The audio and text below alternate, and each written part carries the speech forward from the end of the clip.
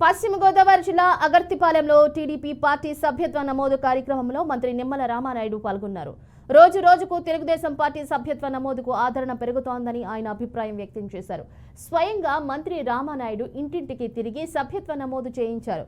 తక్కువ సమయంలోనే సభ్యత్వ నమోదులో 70,000కు చేరువలో పాల్గొల్లు నియోజకవర్గం ఉందన్నారు మంత్రి నిమ్మల.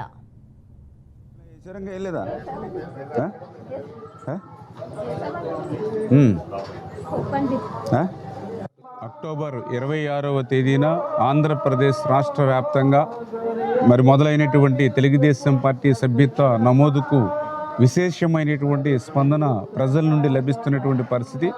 దానికి ఉదాహరణ ఏదైతే ఈ యొక్క 20-25 రోజుల్లోనే 46 లక్షల పార్టీ సభ్యత్వాన్ని ఒక్క ఆంధ్రప్రదేశ్ రాష్ట్రంలో నమోదయ్యానంటే ప్రజల నుంచి ఎంత పెద్ద ఎత్తున స్పందన.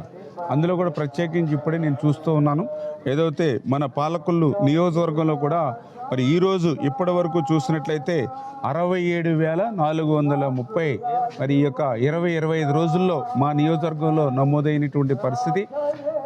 ఏ ఇంటికి వెళ్ళినా కూడా ప్రజలు ఆదరిస్తూ, ఎందుకంటే రాష్ట్రం ఇంత కష్టాల్లో, ఇంత ఇబ్బందుల్లో, సమస్యల్లో ఉన్నప్పుడు 14 లక్షల కోట్ల అప్పు ఈ రాష్ట్రం నెత్తి మీద ఉన్నటువంటి స్థితిలో కూడా అన్న మాట ప్రకారం 4,000 పింఛను, అది కూడా పాత 3 నెలలు కలిపి అంటే 7,000 రూపాయలు అక్షరాల మా గుమ్మం దగ్గర, మా గడప దగ్గర 1వ తేదీన ఒక పెద్ద పండుగ మాదిరిగా మాకు అందజేస్తున్నారనేటువంటి ఆనందం, సంతోషం ఆ వృద్ధులు, వితంతుల్లో కనిపిస్తున్నటువంటి పరిస్థితి.